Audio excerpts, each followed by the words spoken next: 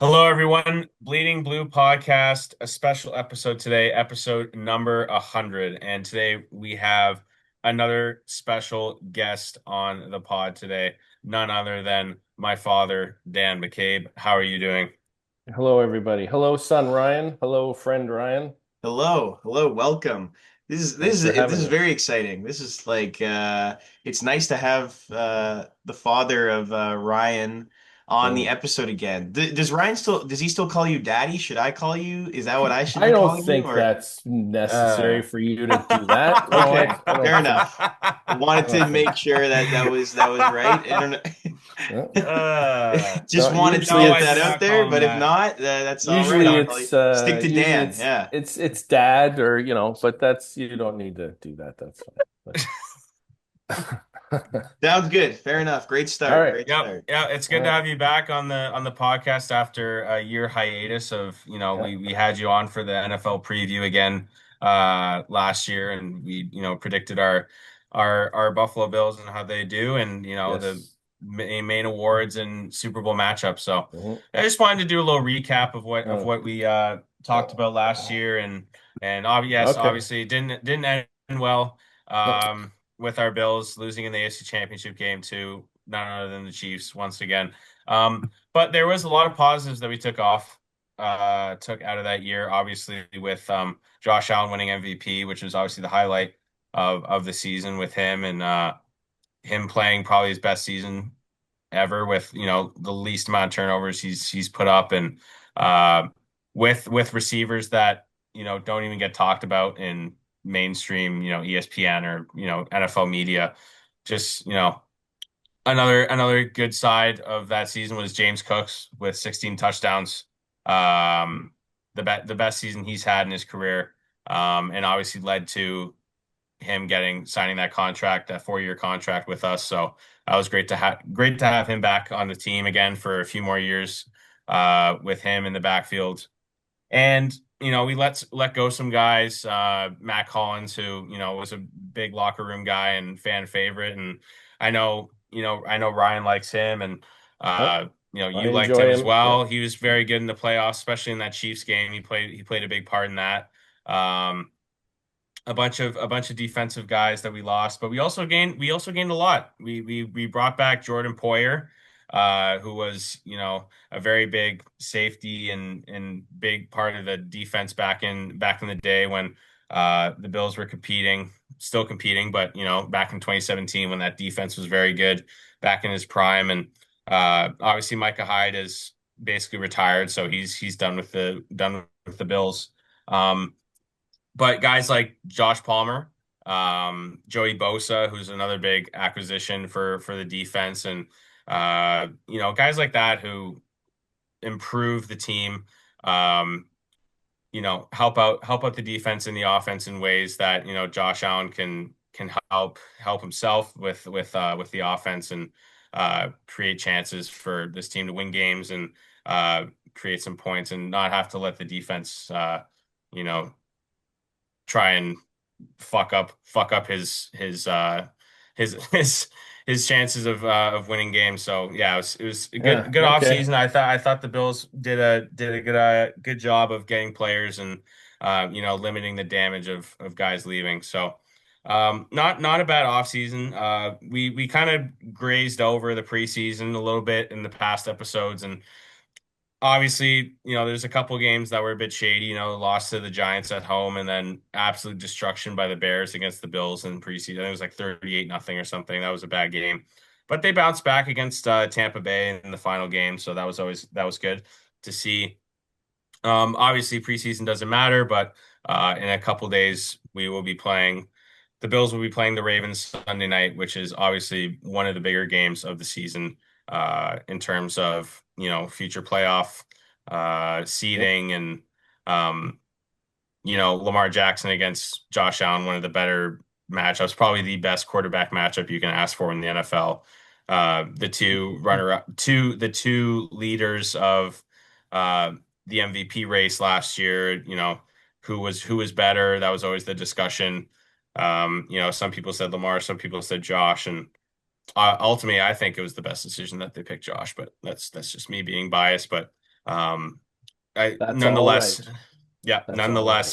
nonetheless, it was a lot of fun, especially divisional round matchup again, rematch, and I think Lamar definitely wants that definitely wants revenge from what happened last year and with the 2 point conversion dropped by Mark Andrews, which basically cost them the game.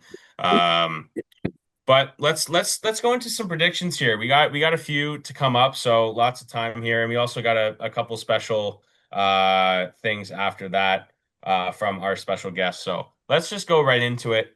Um, Okay. Bills MVP. So we're gonna pick our player who we think will be the best player on the team, offensively or defensively, except Okay. Josh Allen, because we already know that he's probably going to be the best player on the team, no matter what. Because there's no debate on that. So let's just go right into it, and let's ask our special guest here. Let's go into it. Who's your pick for the best Bill this year? Okay. So player of the year, barring Allen, I say Shakir. Um, I might have said Cook, but he signed that big contract and he might fall off a bit, sitting on his money or his laurels or whatever way you want to put it. Last year, Allen was kind of throwing the ball around quite a lot, receiving by committee. So I think this year he finds Shakir a lot more. Why is that? Well, he showed last year that he was very dependable. I think he had almost 900 yards, eight and change or something like that. And now I think he gets the rewards. He gets to be receiver number one. So probably 90 plus catches, 1,100, 1,200 yards, maybe something like that, and 10 or so, or maybe more touchdowns. That's my player of the year for the Bills. I like that pick a lot. He also signed a big contract with the Bills. He 4 years, I think 65 million or something like that. Which was also a great pickup for the team. Ryan, let's send it over to you. Who do you think?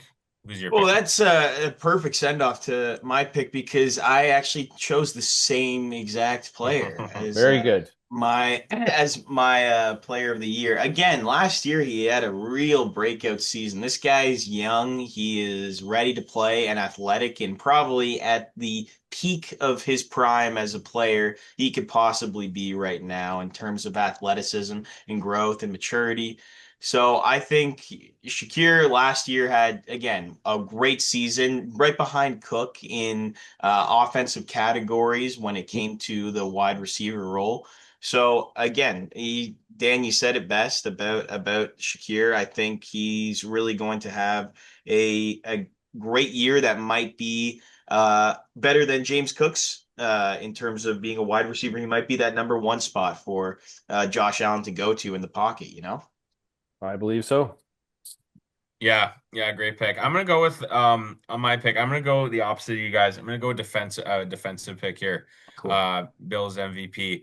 I think, the Bills defense doesn't get enough love because, obviously the offense overshines them with Allen and Cook and Shakir. But I think the player who's, been the most consistent of this team has always been Matt Milano. And he's had injury problems in the Good player. past. And I know you're a big fan of him. Sure am. Uh, and he's easily one of the best linebackers you can trust to make a big play in a game. And I think he's coming back healthy. He had some injury troubles last couple of years, but he's fully healthy this year. He's played every preseason game. He's been working hard. So I'm gonna go with him as the Bills MVP this year.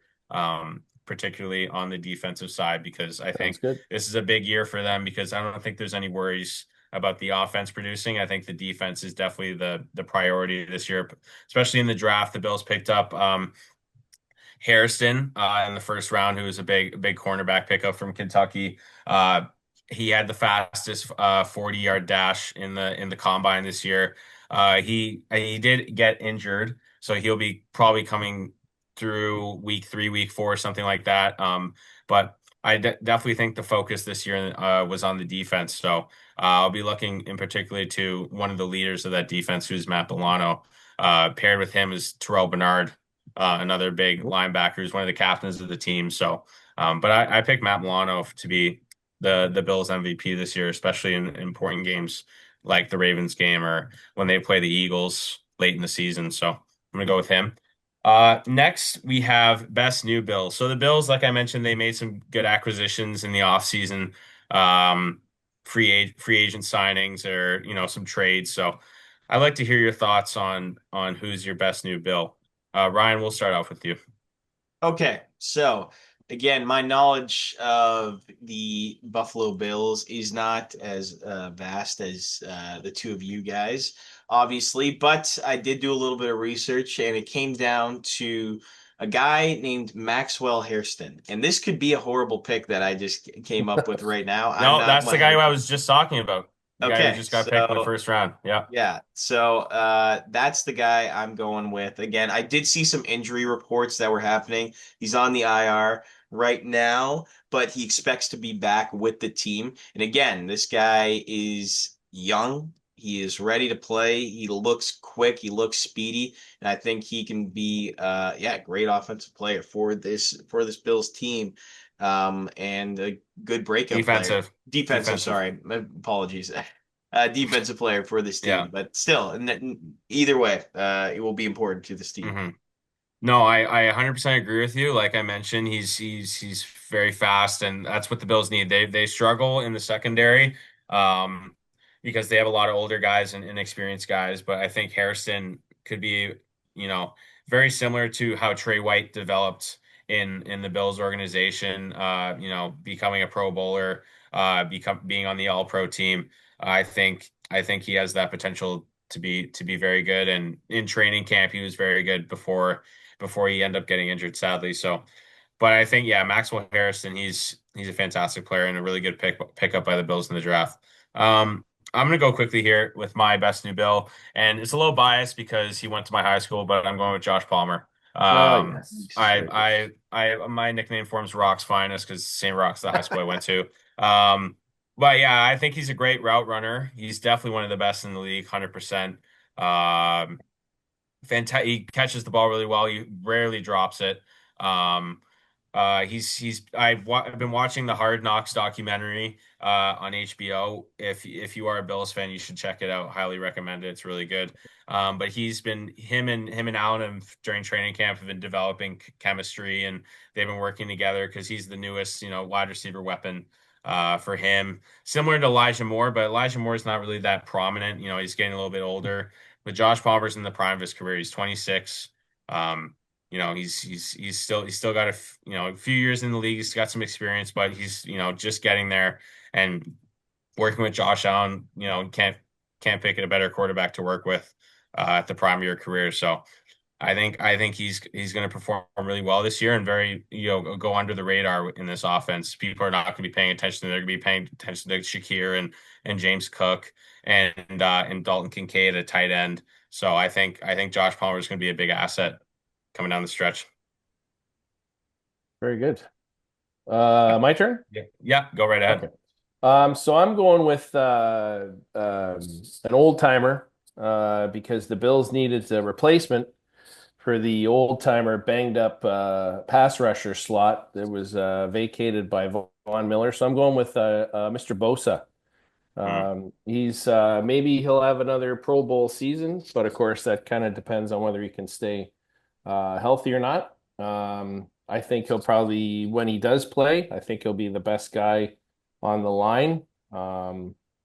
In terms of maybe an outside possibility is the Buffalo Joe there, Andreessen. He's an interesting yeah, character. Maybe the Bills, they're plagued with injuries a lot of the time. Maybe he moves up from fifth linebacker to third or second, and he maybe gets to start. I like him.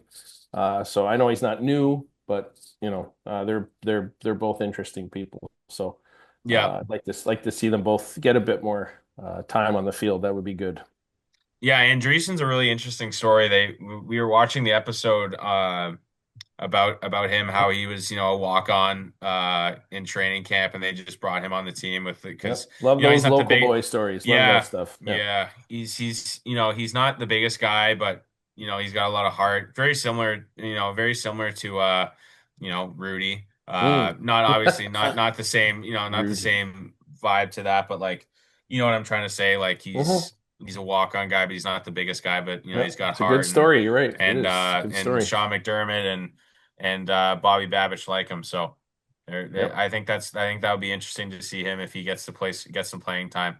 Um so now let's move on to some of the broader awards. We've discussed our Bills for a little bit, but now let's go into some um, offensive player of the year and defensive player of the year. So I'll start it off here with offensive player of the year. Um, I'm gonna go with it's pretty obvious, but like not too super obvious. I think the Baltimore Ravens are just such a powerhouse this year that I think Derrick Henry has really evolved. Like he was amazing last year with Lamar Jackson. The the QB option and like the running game is just like literally unbeatable. So I'm gonna go with Derrick Henry this year. And I saw a little video of him with Dan Patrick, who's like he's kind of like he's in a bunch of Adam Sandler movies, and if you saw the face, you'd recognize him. Yeah. He's a I know big the name. sports I he's just a big can't. sport he's a big sports guy. He's in a bunch of Adam Sandler movies, and he's like basically told Derrick Henry, he's like, if you get 2,000 yards this year, you can star in an Adam Sandler movie. And he's like, okay. He's like, That's okay, say good. less. So I think that'll drive him a little bit. I thought that was a funny little clip. So I'm gonna go with Derrick Henry this year to be offensive player of the year. And he's an absolute tank. Like how can you not like him? Let's go with Dan here. Okay. I'm a big fan of repeaters and multiples and stuff. So I say, why not 2 years in a row for Mr. Barkley? Oh, Yeah. He's why not have another great year of watching him run all over the place? It was like watching a cross between a ballerina and a Sherman tank last year. It was hilarious. That one play where he basically, vaulted over top of a Yeah, guy and that did was splits. That was insane. crazy. That was Um, insane. he and maybe some more receiving too. I read somewhere that he had almost 700 yards in his rookie year. So why not a few more of those? Racks up the same kind of yards as last year. Who knows? Maybe he wins MVP too. So I say Barkley. He just got voted actually number one player in the NFL by all the writers, and I wholeheartedly agree. He's the best player right now, Well, right in front pretty of Allen. a lot of fun. A He's lot of fun to watch. unbelievable player. Um, Unbelievable player to watch. He had let me just quickly check here. He had 278 receiving yards last year. Mhm. But like you mentioned, he had 700 in his rookie year. But yeah, why can't he do it again? Sure. Why He's not? got the best offensive line in the league. He's got Jalen Hurts. He has the receiving core on that team to, you know, Yep. sneak behind, and obviously he's the focal point of that offense. But it's very hard to stop both of them at the same time. So yeah, he's a fantastic player. Ryan, what are your thoughts? all right. Yeah, no, those are two very solid picks right there. I'm gonna go with I was looking at some lists, and I this name came was familiar to me, and I saw what the stats are looking like, and they look pretty nice. And I'm going to go with Jamar Chase with Hmm. the Cincinnati Bengals. That dude, again, when he has a guy like Joe Burrow behind him, you have a team that is utterly one of the most dominant teams in the entire NFL. The team alone is very, very scary, I'll say, with in that regard because they have again one of the best offenses, and we're very close to making the playoffs last year. And I remember Ryan and I talking about they make it and the Bills have to play the Bengals. That's scary. That's scary news. And I think with this guy, obviously having an incredible season last year, and with a record amount of receptions and yards and touchdowns, 17 to be exact. I think he's up for another great season. And with I mean, Joe Burrow was healthy relatively for the most part last year. Maybe a down year, you'd like to say, but in even coming in fourth in MVP votes, with the 9-8 record that they had, I think they're bound to just be better. and I think that's going to result in Jamar Chase having a great offensive season. 100% agree. What I don't agree with you is that they are one of the best teams in the league because their defense is I knew it. complete garbage. I Their knew it. defense is complete garbage.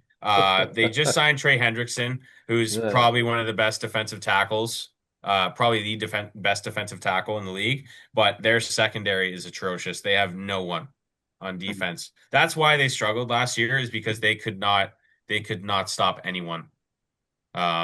So I do think they probably squeeze in to the playoffs this year, like with like a 9-8 or a 10-7 record. But no, I don't think they're the best team just because like their offense is so overpowered with Burrow, Chase, Higgins, Chase Brown at running back. Like they're really good. It's just the fact that their defense is not good enough to compete with teams like Baltimore or Philadelphia, who both sides of the ball are dominant.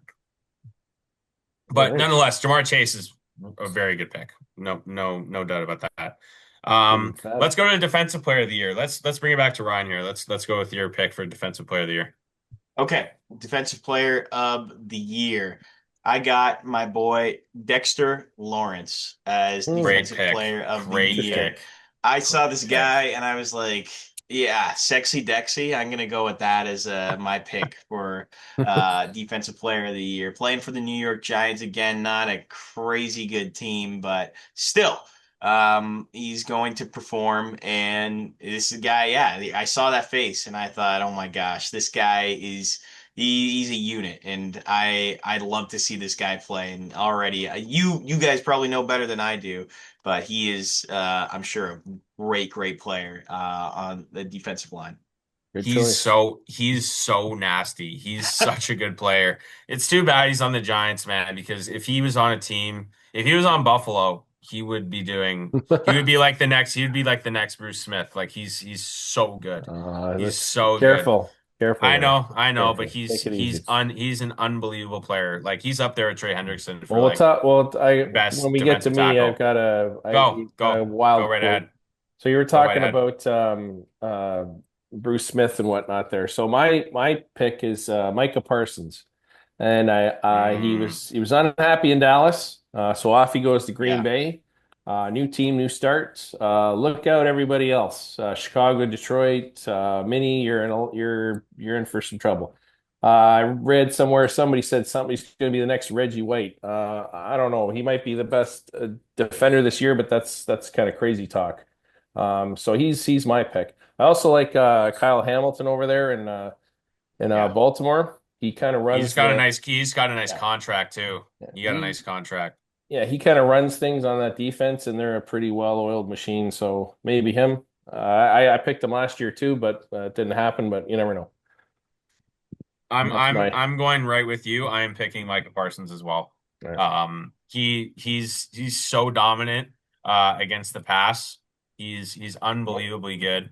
And I think that's what Green Bay was missing, was that X factor on defense. They have Yep. Xavier McKinney at cornerback. They just gave away Kenny Clark to Dallas in that trade, but I think Micah Parsons is like the perfect I perfect think option they for him. won they And won the that. Bills were in the conversation of getting Micah, but like the Bills don't have enough money to they don't Yeah. have enough Yeah. cash to spread that out to Micah because they're like under the salary cap. They have no money. So, Yeah. but I think that was a great pickup by Green Bay. They had some cash to give out, and he's looking to get his first Defensive Player of the Year award, and I think this is the year. Um, Why not? this is the Why year. This not? is the year for him to do it. Okay, now the big awards. Let's go to MVP. I will start it off here. I'm gonna go with an obvious pick. Um, one of the obvious picks. I'm not going with Josh Allen. I don't think he repeats. I hope he does. That's what my heart will say. Um, but my gut says Patrick Mahomes wins it again. Mm. Um, the Chiefs are just too good. They're an unbelievable team. This is probably going to be hot take. I think this is Mahomes' best year at quarterback. I think he throws for over 5,000 yards. this I year. hope not. I think he does, but I I hope hope he not. doesn't. But I think he does because this is probably going to be Kelsey's last year uh, um, playing, and I Hmm. think Mahomes wants to like make sure that he gets every last ounce of Kelsey out, and I think Kelsey's going to go for a big do really well this year as well. Um, yeah, I think Mahomes does it again. I think he wins his third MVP and just keeps moving up towards Brady. He'll never All be as right. good as Brady, obviously, because Brady's beaten him multiple times in the Super Bowl and in the playoffs. Mm. Um, but yeah, I think Mahomes wins it again. All right. We'll go with you, Ryan, for next pick here. All right. Last year I had this guy as the comeback player of the year, and essentially he pretty much did, and was that player offensively. But for MVP, again, I love my Bengals. I'm gonna go Joe Burrow as MVP this season. I think again he's one of the best to ever do it. His work ethic and the type of guy he is, just screams MVP. And yeah, I think he's going to have a great offensive season, and that's my MVP pick. Simple as that. I All like him right. second. I like him second this year. Second in voting. Um, I think he's very similar to Allen in the way that he speaks about like his team and Mhm. like his teammates around him. I think he's very confident in himself, but he doesn't give off that vibe of, being cocky or with a big ego. I think he's you know, very thankful that, he's in the position that he's in, and yeah, he's a fantastic player. I I I think he was going to be my second choice Cool. because he's just going to be the focal point of that team because like I said, their defense sucks, so they're just going to keep looking at Burrow and Chase, um, and he's probably going to throw. I think he probably throws like 4,900 yards, like 5,000 yards because they're a very pass heavy team, like the Chiefs. So Yeah. yeah, I like Burrow as well. Dan, who are you choosing? Are you going with another wild card pick like you did last year with Brees Hall, or are you going to No, no, go? I Uh, uh I uh I took some fever medication and I'm over that now. So that's not going to be happening again. Okay. No, I'm sticking with the idea of repeaters. I'm saying Josh Allen. Okay. For I Okay. mean, why not? I think he has like a, close to a record year of passing, 4,500 area, loads of passes, 40, 45 touchdowns. I don't know, say 10, 15 of those are rushing ones. He does it again. There's zero reason why it can't happen again. And that's pretty much it. I mean, I like both of your picks, but I'm a fan of sticking with what I know, and I can't see why he wouldn't win again. Outside shot, Mr. Barkley. Cool. Those are my thoughts. Yeah. Yeah. I mean, I can't disagree. That's a Can't that's a disagree. great pick. I just wanted to ask if last year you had one of the best takes I think we've had on this podcast, and when we decided to pick who would win the division in the AFC East, Hmm. you decided the New York Jets. Yep, I sure That did. was one of the greatest picks of all time. I sure And did. I'm curious to know if that's you believe that, you like you said, you believe in things happening twice here. Do you think that's going to happen again like it did last No, year? no, I don't want to. Again, I I reined it in a little bit this year with my thoughts, and I don't think that's going to happen. I'm pretty sure the Bills will steamroll the Fish and the Jets and the Patsies. I think it'll be they'll just run the table with them. So there'll be none of that. So no, sir, no, I won't. I Good won't to be. know. Good to know. Nope, nope, nope. No Jets this year. Good. uh, All right. poor Aaron Rodgers. He's He's gonna not. he's gonna he's gonna go out with a Steelers dud. now.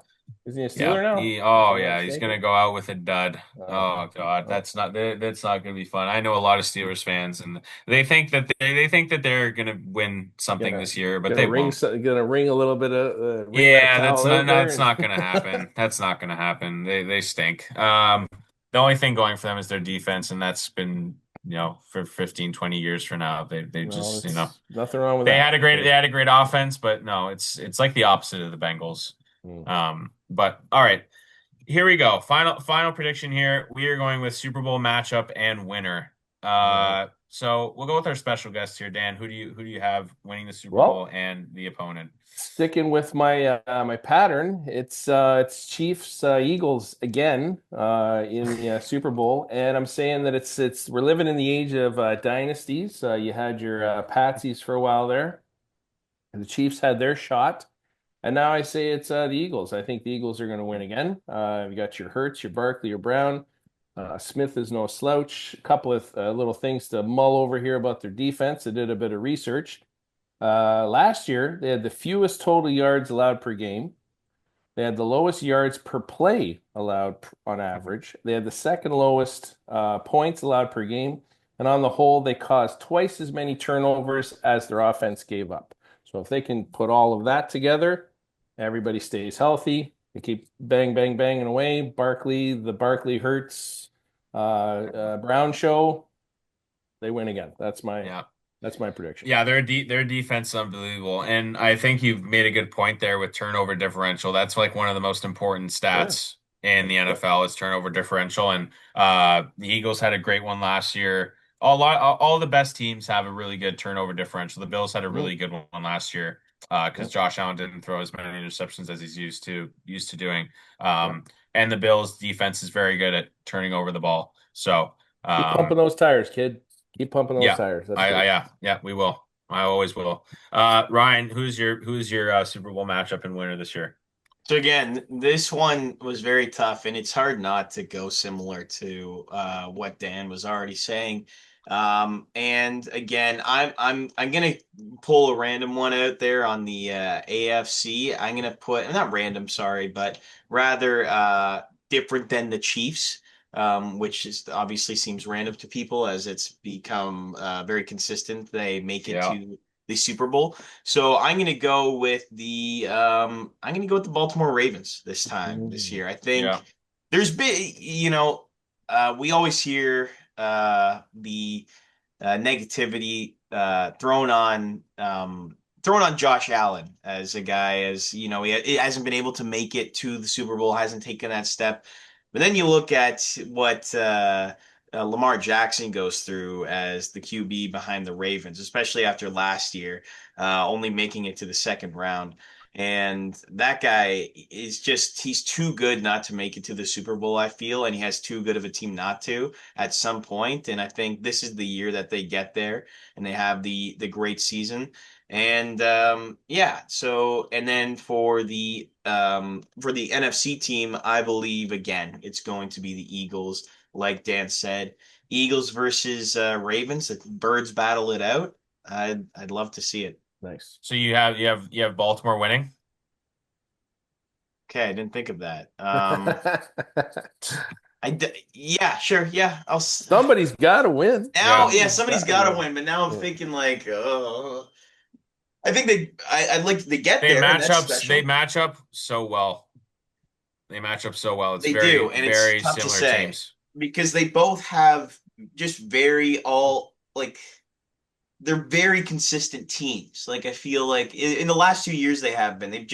They're very consistent. Yeah, they like there's been some struggle in the playoffs with the Ravens, but they still make it far, Like they Hmm. still go like they win rounds and in the last few years they've done that. So again, I think I'm gonna go with the Eagles. I realistically I Okay. think it just makes sense with the Eagles too. I Yeah. think so too. I'm going completely different from you guys. I think it's the year. You think I think it's so, the eh? year. I think it's the year. I know I Keep hate to hope be that person, alive. but someone has to do it. Someone has to do it. I am going with the Buffalo Bills to win the Super Bowl, but I'm not choosing the Eagles. No. I am choosing the Green Bay Packers That's to get interesting. there with the new addition of Micah Parsons. Yeah. I'm going to go with the Green Bay Packers. I think that kind of puts them over the edge. I think the Eagles, I'm not going to say that they're a dud this year. They're obviously going to be fantastic record and everything, but I think they get shocked in the playoffs. They lose at home to someone, I think. Mm. to Green Bay. I think the Green Bay is like second seed or something. I don't think that happens, but I think like the Eagles, like they get like the second or third seed or something, and they lose to like a wild card team.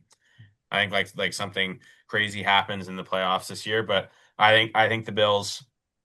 I think the Bills do it this year because I think they have their easiest opponent, which is the Green Bay Packers, in the Super Bowl. Because I think the big teams like the Eagles in the NFC or the Lions, like those teams that are powerhouses on offense, I think that matchup bad against the Bills defense. I think they're all gone, and I think this is the best opportunity Josh Allen has to win a Super Bowl and get there.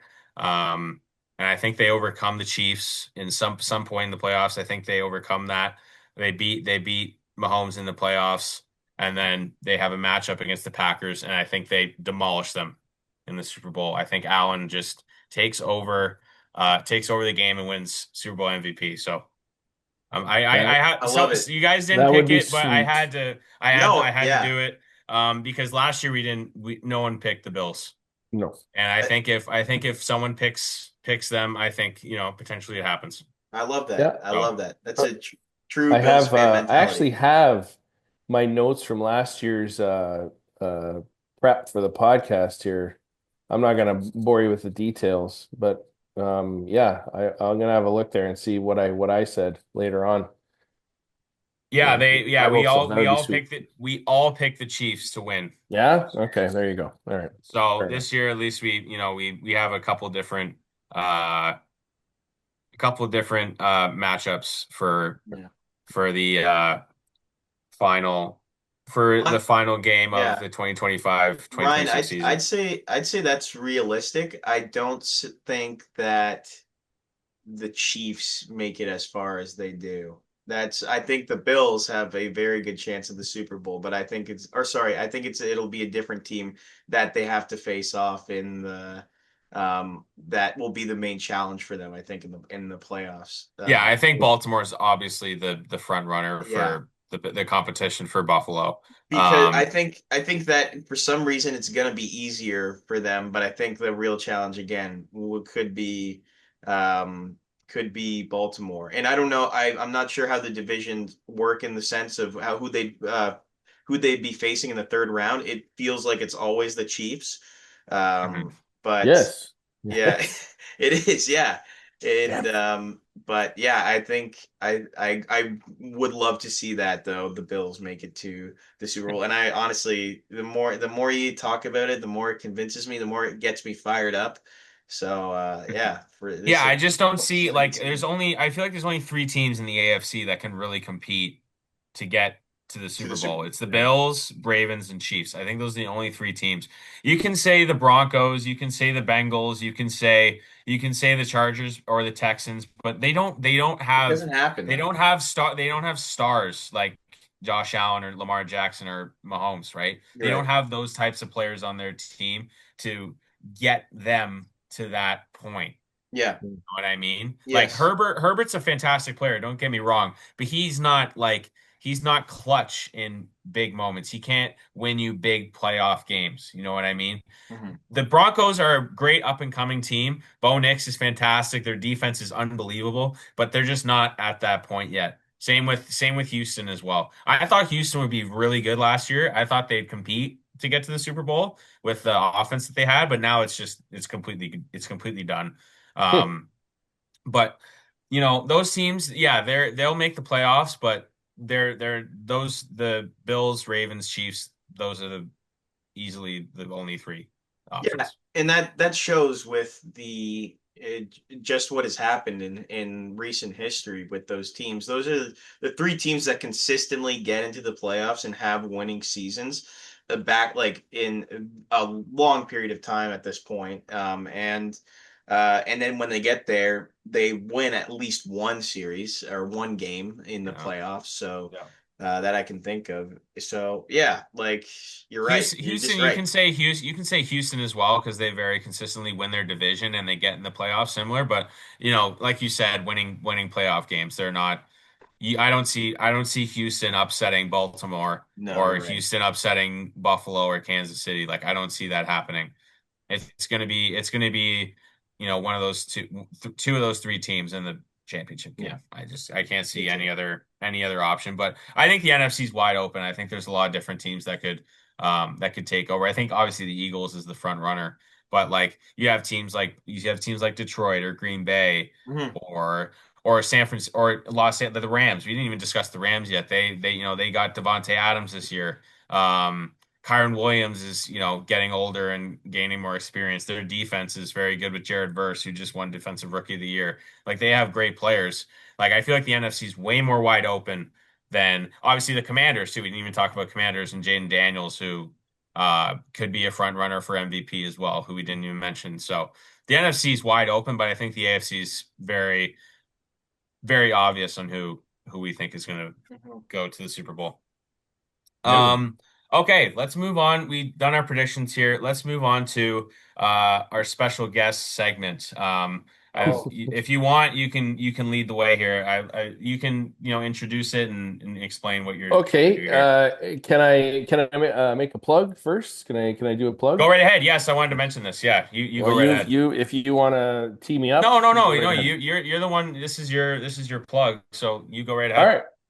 Thank you, my boy. All right. So I finally got my rear end in gear and have started posting pieces of my book on Substack. So I'm back on Instagram there as Rad Bike Kid. The book's called Come and See. It's the story of three close friends, Lonnie, Tony, and Dave, and their shared lives are remembered following the events of a tragic accident. And you can read short excerpts of it, anywhere in the range of like 12 pages every Wednesday. I'll be posting it. There's some funny bits in there, some sad stuff, and I enjoyed writing it. It's the kind of stuff that it makes me think of conversations that I would have with my friends sitting on the green hydro box on Graymar Road when I was a kid and a teenager and in my early 20s and stuff. So that was kind of my Inspiration. yes, thank you, sir. My inspiration, and so that's out there. I've got a couple other things I'm working on as well that will follow this up. So I got a few years worth of writing to pour out into the internets. But to finish things off here, now that I've done my plug, I'd like to do a little segment on my top five about the Bleeding Blue podcast. So not about any particular episode, it's just what I think are the top five things about this wonderful show that you two gentlemen have put on. So I'll start off with my honorable mention, which I believe is how you typically do this. Yep. Okay. Yep. So my honorable mention is that this came about as a result of you two going to York University, my alma mater. You two met, took some class together, a couple of media dudes, and if nothing else comes from the tens of thousands of dollars that have been spent on your shared educational choices, you will have this podcast. So that's my Yes. honorable mention. Nice. Number five is the logo. Great color scheme. I like the bat and the stick on either side. The old side by each, as our Quebecois friends might say. Good balance, symmetry. I like how the microphone looks like it could also be a trophy cup, which of course harkens back to the days of yore. That I did not think of. I did not when think of. I made the Toronto logo, by the way. when Toronto actually used to win stuff. Oh, yeah. And you can Oh also kind God. of look forward into the future for maybe some Fuck, potential I hope so. wins in the future. So that's five. So number four, just the idea of it. A couple of young Leafs slash Jays Bills fans talking about sports, local fellas living out the 21st century dream of running a podcast about sports. 100 episodes. Good for you, fellas. Good for you. Number three, Thank you. the banter, the banter, the banter. That's all I'll say. Number two, the top five segment itself. Something that I look forward to is watching people have fights. Who they think is better, who they think stinks. It tells you about something about the people that are having the argument. My number one from the top five is the fact that there is not just one Ryan, but two Ryans on the show. You could travel the multiverse for a good chunk of time before you'd ever find another podcast with a coincidence like that. And that's my top 5 Oh, about wow. the Bleeding Blue Well done. Well podcast. done. That was incredible. It That was Well my done. pleasure, gentlemen. It's a wonderful thing you guys are doing, and I hope that you continue this onwards and upwards and all that stuff. Excelsior, as Stan Lee would say. Yes. Very Oh, good. 100%. Wow, actually, that was incredible. That was so Mhm. nice. But Glad it you just liked makes it. it fires us up. That's what it Very does. good. It Yeah. fires Very the good. It boys makes us up want to make more to content. keep doing it, and Yeah. that's what it's all about. And Very good. keep supporting these teams because we know we've been through it. We've Oh, watched some fuck. in Oh, do this I in this know? 100 episodes. We've watched some terrible baseball teams. We've gone through Yeah. 2 seasons of Leafs. Uh-huh. And watching that horrible game 7 against the Florida Panthers, that horrible game 7 against the Boston Bruins. Yep. We've been through some struggles, but somehow we make it out this way. And at the end of it, right now we're looking at a Blue Jays team that's in first place. We're ready and excited to be looking ahead at a Bills team that has potential to make it to the Super Bowl, very, very high potential, and a Leafs team that doesn't have Marner. So good things Yay! ahead. Yeah. Good things Yay! ahead. Well, I mean, it is one of the endearing things about this podcast is that, like, if this was, say we were in Boston or I don't know, New York or something, you could kind of reach back to recent history and have these winning teams or experiences that you could kind of look at with you guys and with listeners like myself who've been at the losing watching the Toronto teams lose for decades. It makes it more, it's more entertaining because it's fun to talk about the losers.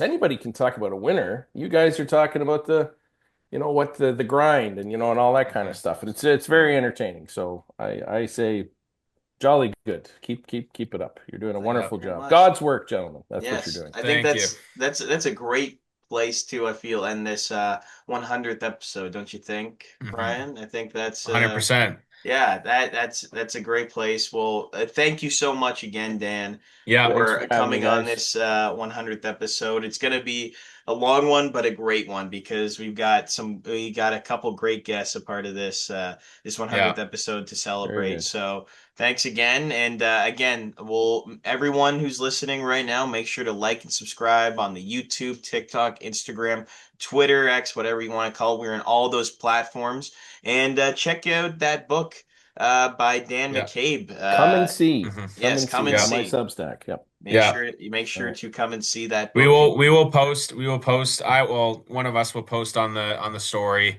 the link to the Substack, and you guys can read the first 2 parts that are out already. Yep. Um Next part's so out have on Wednesday. What's today? Tuesday. So Wednesday tomorrow, twos. yeah, so tomorrow part Four. 3 tomorrow Yes, Third. third. Thank I'll you. release the podcast, we'll release the podcast tomorrow on the Wednesday. And that's when we will Super duper. we'll post part 3, and then all of you guys can read the first 3 parts.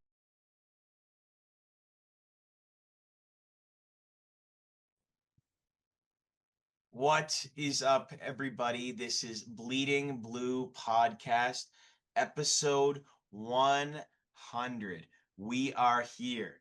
And of course, on the 100th episode, we have to make it special. So, none other than Yeah. Scott Belford from the Walk Off Podcast, host of Baseball Today, Baseball Town. We are here and we are ready to go. It is awesome. And welcome, Scott. Welcome. Guys, honestly, both of you, thank you so much for having me. And also, just a huge congratulations to you too. As someone who runs a podcast and understands how much work it is, how much research goes into it, how much time management goes into it, it is really incredible that you guys have hit triple digits with your show Bleeding Blue. And like again, congrats, boys. Thank you so much. We appreciate it. Thank you. Yeah. It's very exciting. It's been a long journey for sure. When we just started up, just decided we're like, hey, we both love sports. We're both named Ryan. Let's start a podcast. So And when you boys started this thing, the Jays were bad. So yeah, they were. Yeah. you toughed They it out. sucked. They Yeah. sucked. And somehow we managed to get through it. There was a time when we were doing 2 episodes a week during that horrible last season with Yeah. talking about the Blue Jays. And I don't know how we did it, but we managed, and we're here, and we're on episode 100. So, I mean, I'm not going to compare myself to like a soldier or something like that, but we're basically the same thing going through that baseball season last year. Almost identical. Yeah. Yeah. It was pretty tough. Anyway, but let's get right into it. Let's talk about today's game actually. Let's Mhm. talk about because it's in our minds, it's in our heads right now. Scott, did you get a chance to watch it? I mean, I'm sure you know how much of a bad baseball game that was with the bullpen blowing up in our faces. I mean, immediate thoughts to that game and what transpired for us. It was really one of the more disappointing games I've watched all year. And it was because of the way they lost, right? The fact that they had been down 2-1 on the road, the fact that Bassett had, despite his number showing how terrible he is when he's not at Rogers Center, came up big, pitched into the seventh inning. They gave the offense a chance to put some runs up right till the very end, and then they deliver. Bo Bichette with that big home run, Dalton Varsho with a big home run, give that 2-run lead, and then to blow it in the bottom of the ninth after coming through at the top of that inning like that. I mean, personally, one of the more difficult games that I've watched this year. And there's been some tough ones, right? Mhm. Like this team has blown some saves, blown some games late. And it is becoming a little bit more troubling because honestly, guys, I always viewed the bullpen as this is how it is, right? Like relievers are going to be relievers. They're going to give you those ups and downs. And honestly, up until a few days ago, I truly was the guy being like, nobody panic. They're cold. It's better that this is happening now in late August than late September. They've got a month to get right. And now you're looking at it and you're like, I don't know what John Schneider does. Right? Like the tools in his belt all of a sudden aren't working the way they're supposed to. This is a prime example of this, all right? So this is Brandon Little up until the All-Star game, which there's an argument to be made he was snubbed for. So he was a 2.03 ERA, a 1.26 whip, and 539 opponents OPS. The guy was the best lefty in Toronto and arguably the AL East. Since then, since post All-Star break, he has a ERA just under 7, 6.91, a whip of 1.81, and an opponent's OPS of 802. Like this guy is getting hit hard and he's giving up walks, and it's just one of those scenarios where you look at him and you're like, how do they get him right? Because they don't have options here, guys. It's not like there's a bunch of dudes in AAA that they can lean to. It's Right. not like this is before the trade deadline where there are options on the open market. Like you're either literally scraping the waiver wire and hoping for a reclamation project to come right, Mhm. or you just cross your fingers and keep running these guys out and hope for the best. Yeah. Yeah. I was at the game on Friday, actually, when the first game against the Brewers, and Bieber was playing really well. He was pitching really well first game at home, and then he gave up that solo shot to Monasterio, I believe his Mhm. name is, in the fifth or sixth inning, and then Schneider takes him out. I think he left the guy. There's a guy on base, and then he took out Bieber and brought in Brendan Little, and then it just went. Oh, it went so bad from there, and I was just like, oh God. And I was like, I gave him a benefit of the doubt because the Brewers are, they do have the best record in baseball. So I was like, okay, this is, not too bad. Then he had a better outing on yesterday, I Yes. believe. He had a better outing, and then today Little bad just luck blew the game. yesterday for him too, Yeah, like he was yesterday Yeah, inducing yeah, like light contact and it just wasn't hmm getting outs. his right, defense. He's got to work on his defense as a pitcher because yesterday was pretty yeah, embarrassing. Yeah. If you saw that, that yeah, was tough. I mean, Tommy Nance saved him. I thought it was going to be the other round tonight or this afternoon where Brendan Little would kind of save Tommy Nance, but it's not how it went. Well, it was really interesting, Ryan, because I was on 590 The Fan. I was doing the pregame with Shoa Lee. And Mm-hmm. one of the things he asked me was Tommy Nance. How do I feel about him? Where am I at on Tommy? And I said, my exact words were, love what he's doing. Everyone that wants him in higher leverage situations should understand one of the reasons he's succeeding so well is that he is being put into situations to succeed. You know, Yep. he's got just over 20 innings pitched. They've made sure to really play the matchups, bring him in when he is the has the upper hand. And then they today kind of threw caution to the wind because John Schneider's just running out of options. Yeah. Brought him in the ninth, and we saw what happened, right? And Right. sure, there's arguments to be made. Should have they let him pitch one more batter? Should have they gone to Little? But who are the options? Yeah. No, you're right, and Yeah. that's the thing that we can't. You could go all night, like you lose sleep on thinking, oh, you could have done that, you could have done that, you could have gone with this guy. But in reality, it's you really have no other options to go with. Could you have put, Hoffman third day in a row or whatever? Yeah. Probably not. No, like could you have done? Could you have put in Louis Varland? No, he's on.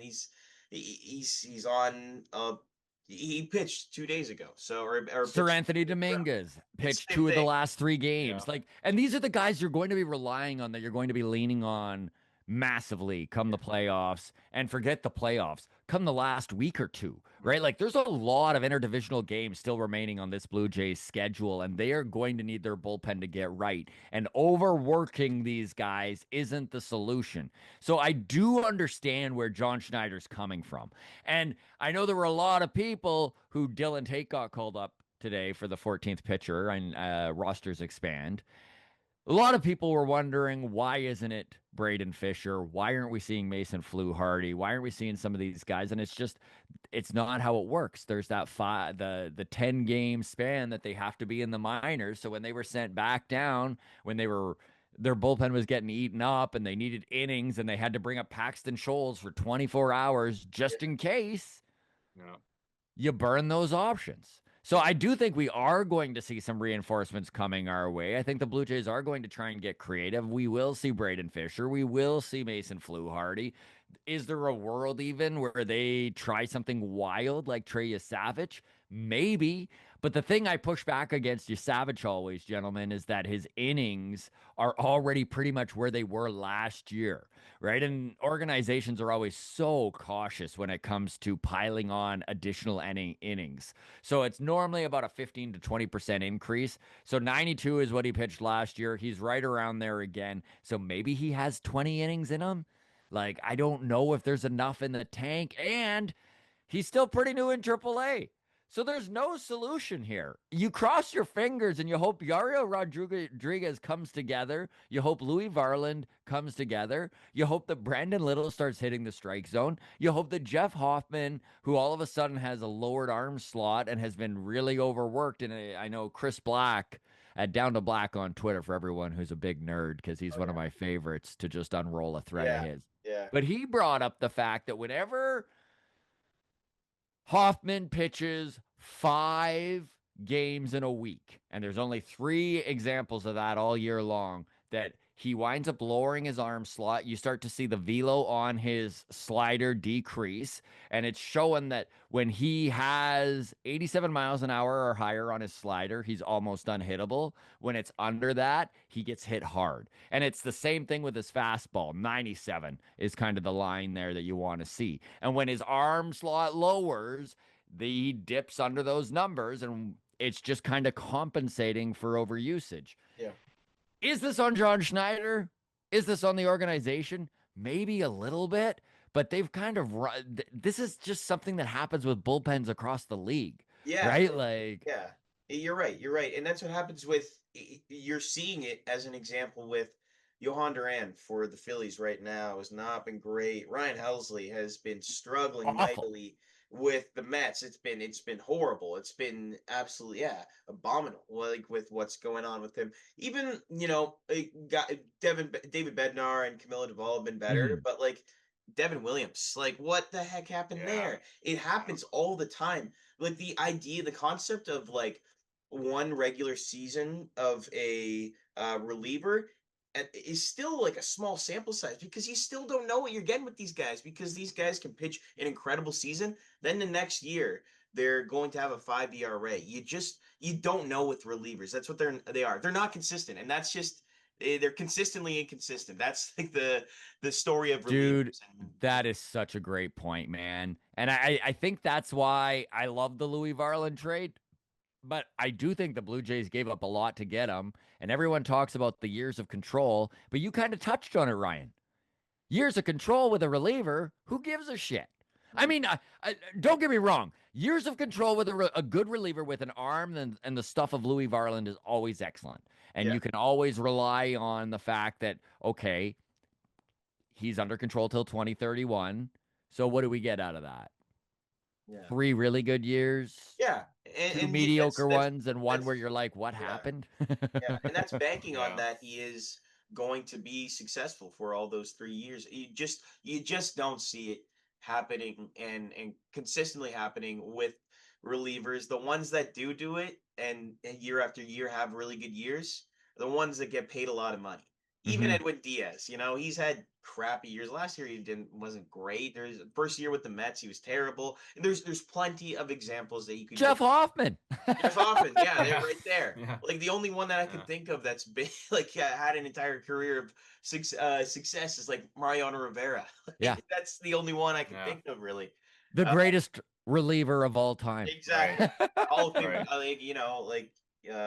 but yeah, that's the thing. That's the story of relievers, and I think we as fan base sometimes have to understand that they're failed starters. They have flaws to them, but when they're on, and they can throw absolute fuzz, and And that's exactly, if there's a glass half full to be had here for Blue Jays fans, it is that it is September 1st. yeah, It is that these high leverage guys in this pen have proven that they can be dominant, mhm, right? We've seen Jeff Hoffman in April and June and July completely dominate. Don't mention May and August.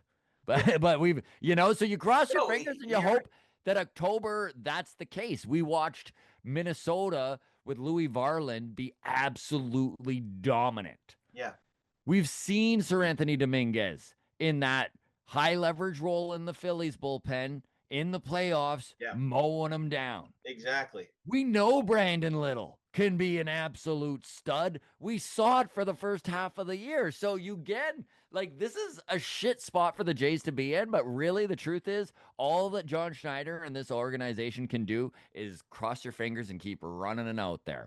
Maybe you try and give them better matchups where you can. Maybe you let Dominguez and Varland close a few games if Hoffman's being used heavily and just close your eyes and hope that it all lines up for the playoffs. And the Jays aren't alone, boys. This Yeah, is like Ryan, you just touched on it with Helsley and with Duran, right? You can go out and get the biggest stud in the pen in baseball, and you're going to have these moments. yeah. Devin Yeah. Williams is proof of that.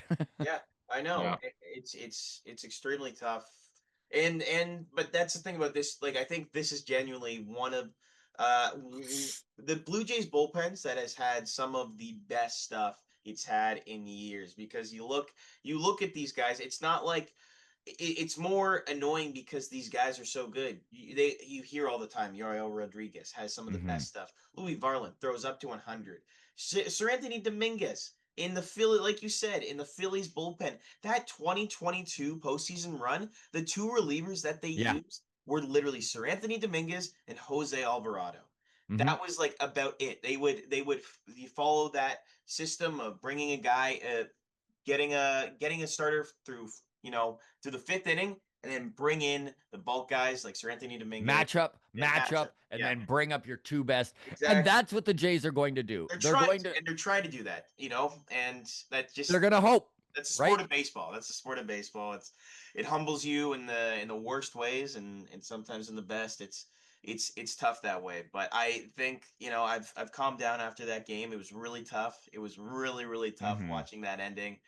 Um, Ryan, I know you saw it. It was horrible. It was a really tough one. But again, we got baseball tomorrow, and that's the best part about this. Yeah. Yes. We got baseball tomorrow. It's why we love Yeah. this sport. I know, and that's the thing. They win the next two games. I don't care about that game. I don't care about that game. Like, they win the Yeah. series. Yeah, it's And fun. that's where Yeah. I do caution Blue Jays fans against recency bias because it is so easy, and I'm very guilty myself of just buying into the now, buying into what you're seeing right this second, overreacting, acting like this is how it's always going to be. And I mean, that's No. just not the case. Yeah. I thought it was the end of the world after that Twins, like in the third game of the Twins series. I was like, oh my gosh, Yeah. horrible. Yep. Comeback win, awesome. They win the series. Let's go. Even yesterday's game Yeah. against the Brewers, it's like, yeah, they lost the first Sign of hope. Mhm. yeah, and then you win that game, and you're like, okay, like it's not the end of the world. They haven't been swept once at home this entire the entire Yeah. so That's a good thing. That's a good thing to have in the back of your mind, especially, leading into playoffs. If we do host a, playoff series, I think that's always important to look at. Yeah. Seeing that. So yeah. I mean, despite how devastating today was, and despite the fact that the Blue Jays have lost more than their fair share of games late in the last couple weeks, this team, you look at the AL East, they're 79 and 59. They're 2.5 above the Yankees. They're 2.5 above the Red Yeah. Sox. They're one game back of Detroit for the top spot in the entire American League. And so, yeah, it is easy to feel like you're sinking when you're looking at your relievers and you just feel like there's never a safe lead. But I have lived through bullpens that were so much worse than this. I mean, 2021, this was a 91 win team in 2021. It should have been a 95 to a 100 win team. That bullpen literally is the whole reason they didn't make the playoffs. And they didn't have guys in there near as good as what we're looking at right Oh now. my gosh. Yeah, that was an atrocious. I can't even think about if you look at I love looking at the baseball reference sometimes and looking just Yeah. at the list of all the relievers. The list just goes on and on and on of all these random ass names you have never heard of on that 2021 roster. And then you got like Brad Hand, just like one of the Oh. worst, like just And worst. he was the deadline acquisition that was supposed to put them over the top. Yeah, I know. Yeah, that was tough, and obviously they DFA him. I remember that game where he walked in the winning run against Seattle Mariners, and like it was a walk off. Yeah, in Seattle, and that was horrible. And so luckily, it sucks. You're gonna get walked off. That's just what happens. You have to look at it that way. You could try and be if you want to be negative, you can have that mindset all you want. I have trouble. Like I'll tell you right now, my dad is very bad at just being like, why the hell is Hoffman in there? It's just like, relax. He'll be Yeah. fine. He'll be fine. Sometimes he's not. Yeah. Sometimes he's great, and I'm just like, fuck you. Like, come on. Like, have some support. Show some support. yeah. This is the thing, right? Is there's so many people who are so quick to be like, well, had they gone out and got this guy and gone out and got that guy? And it's like, you Mhm. mentioned it, Ryan, where you get on Savant, right? You get on Baseball Reference and you're just like, oh, yeah, some of these guys I wanted so bad are also like shitting the bed right now too. Like Yeah. there's never that. Yeah. God, I love Baseball Reference. And that's the It just, story. That's the story. That's the story of relievers, man. It's a story. You see some great stories. You see Trent Thornton doing all these great things in Seattle. You see all these random players, and yeah, but that's what it is. But I think it's a good way to move on and start talking about some of the more positive things, which has been this offense. And before we move into the offense, I think we want to talk about this one new signing, waiver claim. He returns. Isaiah Kiner-Falefa, IKF, is back Mhm. with the Blue Jays. Mr. Scott, tell me your thoughts on this acquisition. It's not crazy. It's nothing crazy, but I think it can be a helpful use to this team down the stretch as just a stronger bench bat. Like honestly, it is. He's. I looked at his stats. They're not horrible. He's not a power hitter. He's hitting 264. He's hitting for a league average, and he has insane contact ability and bunting ability. So and speed on the bases. So your thoughts? Let's there hear it. has never been a playoff team where people say things like they just had too much depth.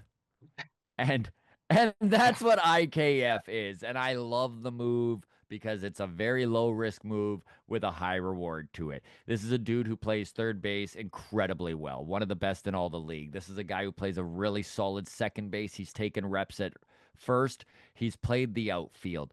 Heck, I saw a tweet from Ben Nicholson Smith. BNS got a chance to sit down and talk with him before today's game, and IKF was like, I'll put on the catching gear. I will do whatever it is that this team needs me to do. It's the least I can do. I'm just happy to be back. Lots to read into this because there's people who are very frustrated that maybe Joey Loperfido got looked over, that some of these other guys got looked over. But to find a guy with this sort of positional versatility, let's take the offensive side and just put it to the wayside for a moment. Okay. To find a guy who is as good defensively as at as many positions as IKF is, to find a guy who you know darn well can go into that clubhouse and disrupt nothing, right? It's just going to settle right in the You're right. chemistry and Oh. not just settle in, be grateful to be the hell out of Pittsburgh, right? Like, Right. he just went from one of the worst teams in baseball, an organization that refuses to spend, an organization that has time and time again moved star players because they were being cheap and refused to extend, and to get to come back with a bunch of guys that you got along with last year, where you had a career season offensively, Yeah. and get to go on a pennant run. Hell yeah. Yeah. That's what it's all about. It makes you it Yeah. gives you back your love of baseball, probably, because he's just playing to get his stats looking good so he can get a free agency signing in the offseason. That's probably what he was doing because he Yeah. knew they're not making the playoffs right now. You're just playing for shits and giggles at this point, Playing for trying yourself. to get the bag, see some money. But now it's has more meaning. It has an actual meaning for the love of the game, and so good for him. I'm If happy. it doesn't work out, two guys, release him. Who Release gives him. a shit? Yeah. Bring up Loperfido. You're fine. Yeah. You know? Yeah. So And I liked it. yeah, my assumption is that like he could I just thought like bring him back to the place where he had so much success. Maybe that brings back that success like even more because he was playing above, I think, who he is as a player. Oh, for sure. He had some luck there. But I still think he could have some luck in Toronto. I'd love to see that. And so if he could do that, he's like, I love this one. I was listening to John Boy, our enemies, of course. I was listening to their Yankees podcast, and they were talking about how if the Yankees had to face off 9 Isaiah Kiner Falefas in a playoff series, they'd get swept in 3 games, 4 games, because all he does is have to bunt and Yeah. terrifying and terrorize the base pass, bloop singles, bloop hits here and there. And that's what I love about him because he knows how to play in the AL East. He knows how, he's been in these scenarios. I like He it. has. That's what I'm gonna He say. has been in these scenarios and he has played some playoff games. And on top of it, not to like beat a dead horse here, but you never know what's going to happen. You never know when injuries are going to drop. We just watched Ernie Clement get hit in the hand. He's got a fracture in there. He's playing through it because he's a tough kid, but there's probably moments where they would rather just give him some time off, and IKF allows them to do that. So again, just a no risk move, all reward. Anyone who's not happy about it, I don't understand. Yeah, Yeah. absolutely. 100%. Yeah. I also wanted to mention another player that, hasn't been in the limelight, obviously being injured most of the season, is Anthony Santander. He's getting healthier now, leading up to, playoff time. What do you think his role plays leading up into the end of September and, in the lineup? It could go so many ways. Do you boys watch Always Sunny in Philadelphia? I've seen some of it. Yes. Okay. Yeah, same here. I might So- get the reference. We'll There see. is a scene where Charlie Day dresses up like a cowboy and he's a wild card everywhere he goes. He just hops out of a situation just like he's the wild card and you never know where it's going to go. That's literally how I feel about Tony Yeah. Taters. Is like, Yeah. are we going to get anything out of him? Are we going to? Because let's be serious, this guy has some serious pop and has done it before. He has contributed in major ways when it comes to the power. To add a 40 plus home run hitter to the middle of this Yeah. order is pretty dang exciting and like Yeah. pretty tantalizing. Can he get into game shape in time? I don't know. Yeah. Wild card. Because if he Right. really does just wind up figuring it out, talk about lengthening this lineup, Yeah. especially with the way Dalton Varsho has been hitting dingers when he's in Mhm. this batting order. I know that he hasn't played all that much, but I mean, he hit his 16th today, and he's at Mhm. 41 games on the year. Like, it's insane Crazy. what he's doing. He could hit Yeah. 20 plus home runs in 60 games this year. Yeah. So you Yeah. add Tony to that, and Yeah. with it also gives you the chance, and I'll throw it back to you guys. Sorry, I don't mean to No, just no, no, no. ramble Go, on, go, go, go. Keep but going. Addison Barger has been struggling, Mhm. and so if Anthony Santander can come back, it does allow you to manipulate the lineup a little bit when this sort of scenario happens. Addison Barger has been a godsend for this team. I don't think we can understate it. I don't think that. I think most people are aware of this team would be up a creek without a paddle if it wasn't for old Addy. Because think about going out and spending $100 million on your home run hitter, which is exactly what happened with Anthony Santander. 5 years, 100 million. I know that you got to put it into the equation for deferrals and all that shit, but all in all, $100 million. And do you know how hard it is to have your $100 million guy get injured and then just call up a dude from AAA and him produce like that guy was Yeah. supposed to? Like, it's unheard of. Yeah. But Yeah. with every guy, there's always going to be a wall that is hit, and then they need to make the adjustment. And I think that's what we're watching right now with Addison Barger. And I mean, there's not a lot of other options. So, of course, they're still penciling him into that 2 hole and strutting him out there. And we have seen some signs that he's coming together, But if Tony's hitting, Santander's out there, then you can do stuff like we'll put Barger in the 7 hole. He's going to see more fastballs down there.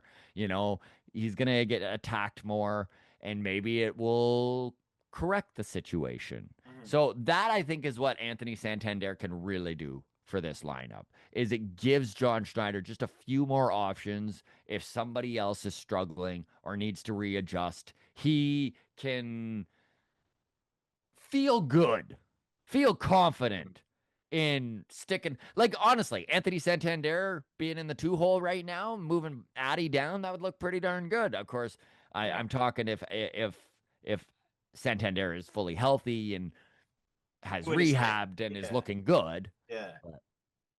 Where are you boys at on him? I think that You expect anything out of him, or are you just kind of like well, anything? no, I think at this point we've had so much success already without him in the lineup. I think we can continue to be successful without him. However, that lineup looks pretty fucking sexy with Tony Taters in Yeah. it. It looks like one of the best lineups in the entire MLB. Honestly, it really does. You've got right now 4 guys. Vladdy's average has dropped down a little bit, but 4 guys around like the 290 mark. Bo Bichette and Springer both hitting above 300. Kirk hitting like 290, 295, and then Vladdy hitting like 290 as well. And you've got these guys that are putting up great numbers. Then you add some power and more power into that, like a guy Yeah. that can hit it, bop, like just it's so much depth already. It's Mhm. so much Yeah. depth. You think about it right now, just with this little IKF signing, that just adds more depth to your lineup. Yeah. It adds more depth to your bench, and you've got a guy that you can pencil in there. It would be great, and but the thing is, you don't want to put in a guy that's going to struggle because he's going to be playing in meaningful games. What I want to see, I'd love to see, is Kyle Schwarber resurgence 2016. Like that's what I would want, Yes. something like Yeah. that. Oh man. And you know what? With the way that this 2025 has gone for the Blue Jays, that would be the cherry. Yeah, no, I know. Yeah, it would be great. Yeah, we all watch, but Don't say yeah, it out loud, Blue Jays yeah. fans. But even Yeah. to put it to a comparison of like a pitcher or something like that, like Stroman. Remember 2015 Yeah. when he came Yeah. back and Yeah. showed off, those last four starts or whatever he had. He had some big starts and then put up some solid numbers in the playoffs. He Truly. Mhm. pitched game 5 of the ALDS and it was great. 6 innings, Yeah. 2 earned. I still remember it. It's though, Yeah. and those are the things you remember. So, And those are the yeah, stories that always happen when a team goes on a deep playoff run. you're So right. You're Yeah. right. You're absolutely right. But 100%. yeah, Ryan, what do you think though? I'm curious. I agree with both of you. I think, I've seen people in comments like, people like I've seen posts about Santander progressing and, coming close to entering back into the lineup and stuff before the playoffs and people complaining about like, oh, he shouldn't be back in. This guy's going to be injured. He's not going to be performing at top level. And, our lineup's already been good without him.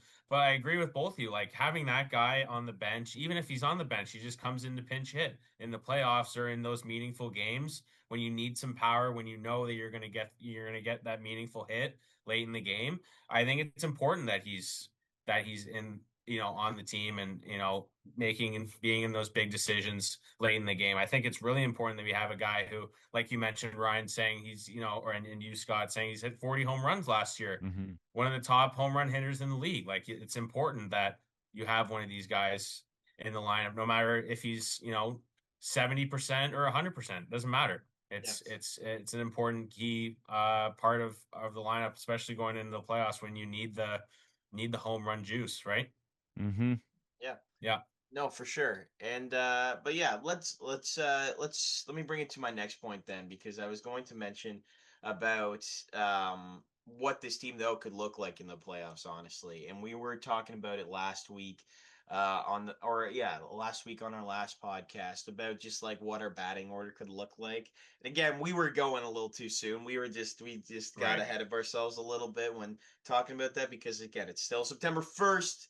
We want to be careful, but Right. it Yeah. is it is Yes. fun to make your own baseball Blue Jays lineups and but I'd like to hear your thoughts on maybe not a lineup to say because that'll take a little bit of time, but Right. more about your top 3 guys that you'd like to see in the starting rotation for a playoff run for a playoff series. We also discussed this at Baseball Town. I think someone asked this in the questionnaire, like, Yes. who do you think is going to, when Bieber comes into the lineup, which he already has and he started a couple of games, who do you think is going to be taken out of the lineup? But I guess we can say wild card round or ALDS, who would be the first three that would be Okay. starting First of in? all, you set me up too well to not plug Baseball Town, September 4th, Thursday. Yeah. Folks, left field Bruin, ask the Ryans. It's a Get blast. It's there. a It's a good Yeah. It's blast. time. so Yes. fun. So much We've fun. got Jonah Birnbaum from The Score. We've got Chris Black from Sportsnet. And then we've got Rob Wong from the Toronto Sun. So come on out. It should be a good time. It- Now, to answer your question, I am loving Shane Bieber. He has been everything I was hoping he would Mhm. be. And in fact, he has been more as a guy who is coming off of injury. You don't expect them to hit their spots. That normally is the thing, is the control factor normally is what comes last, right? They get their stuff back, their spin comes back, their velo's back, and then last and normally least, right? It's control. yeah. So the fact that he is already hitting his spots and being the Shane Bieber that we watched him be in 2022 is very, very encouraging. So I go Shane Bieber game 1. I go Max Scherzer game 2 because I just love the wily old veteran. And then I probably go Kevin Gosman Yeah. in game 3. And there is a good reason why I've got Gosman going last. And it's a little bit of listen, all these guys have an ego. Shane Bieber, you're not one of the best in the league without knowing deep down you're one of the best in the league. Max Scherzer, we've seen what a fierce competitor he is his entire career, and he's still showing it in Toronto. Now, for Kevin Gosman, who was originally gone out and was signed as their ace, that's a little bit of the nose getting chopped off. And there's nothing I want to see more than an angry, motivated Kevin Gosman. We've seen this version of Gauze a few times this season, and it is the best damn version of him. Well, So he's maybe very, putting him in that 3 holes, a little bit of motivation, a little bit of nastiness out of the Gauze. I like that. I like that. Yeah. I actually, I think I'm going to disagree with you though on this, Scott, because I think Mm. I like having Scherzer in the 3 spot. This is a guy who has literally pitched in the most meaningful you can get of baseball games.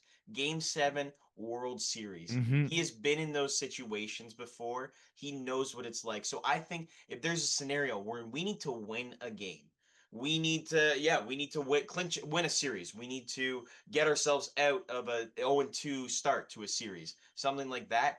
That's the guy even with the age that he's at, I think can be brought in to be a no doubter that pencil him in that he's going to be solid. Maybe if it's just, 2 rounds around the rotate or around the lineup and pull him, that works for me. Obviously, don't pull a fucking Yusei Kikuchi, Jose Barrios scenario again. I'd hate to see that. But if it means that, you're going to win that game, you got to do what you got to do. And I think Scherzer's got to be. I think he'd be perfect in that 3 spot. You know what? You sold me. I want to change my answer. All right, I win. And Right. that is one of the good things Yeah. that with this team is they are in a The really good depth. situation Yeah. with their pitching when it comes to their starting pitching. You're right. Yeah, You're right. Bieber definitely improved that for sure. Because I think we were kind of skeptical on what this team would look like in the future in terms of the starting pitching with, some contracts ending relatively soon. And I think, that addition of Bieber really, set the tone for what the Absolutely. future could look like. Absolutely. Yeah. Absolutely. No, it's great. It literally brings in a new extremely rested arm, like an actual like new arm, like this or new elbow to say, because this guy is recovering from Tommy John. Yeah.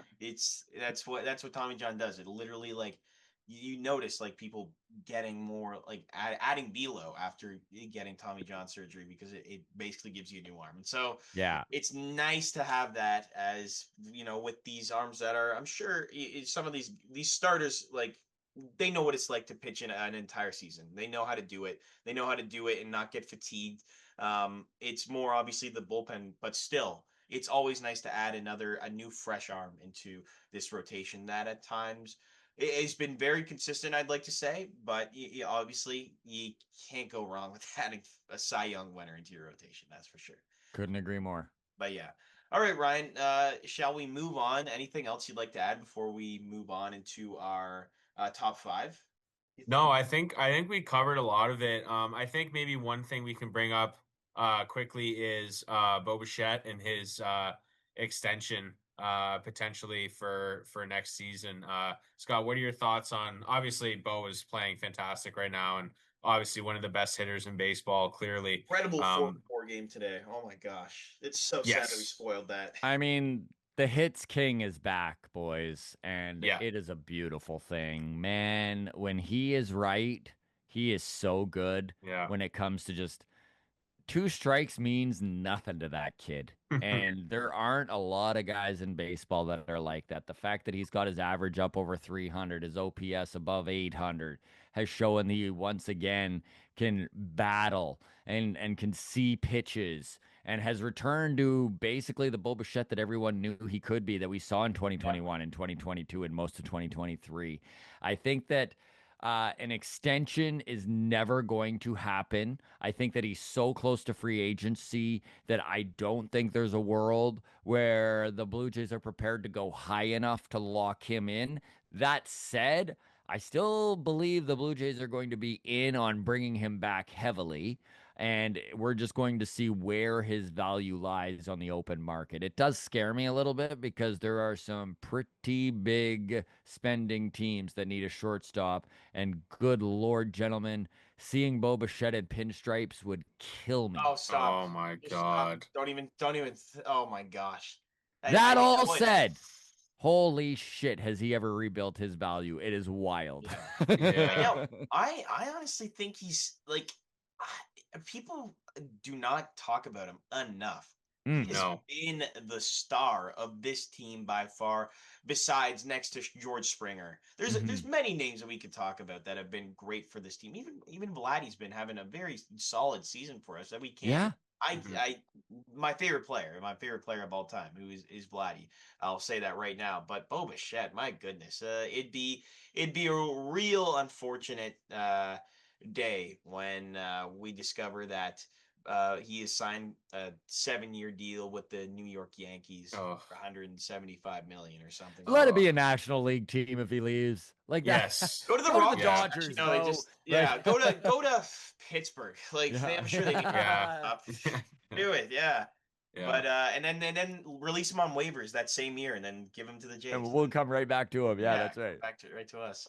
I hate to compare anything to not baseball, but this feels very similar to a William Nylander situation with the Leafs a couple years ago, where he was on contract disputes with the team, and he was the one year where he had like 40, like I think not last year, but the year after that, he was having contract disputes, and he was just playing so good. He was very close to 100-point season. He was playing so well, and then the Leafs gave him that. I think it was like 11.5 million, dollar a season extension. So this feels very similar to that in the sense where Bo is obviously looking for, offers from different teams, and he's playing lights out, and that's going to just keep boosting and boosting that. So I hope it ends in the way that Nylander did, where they give him the money.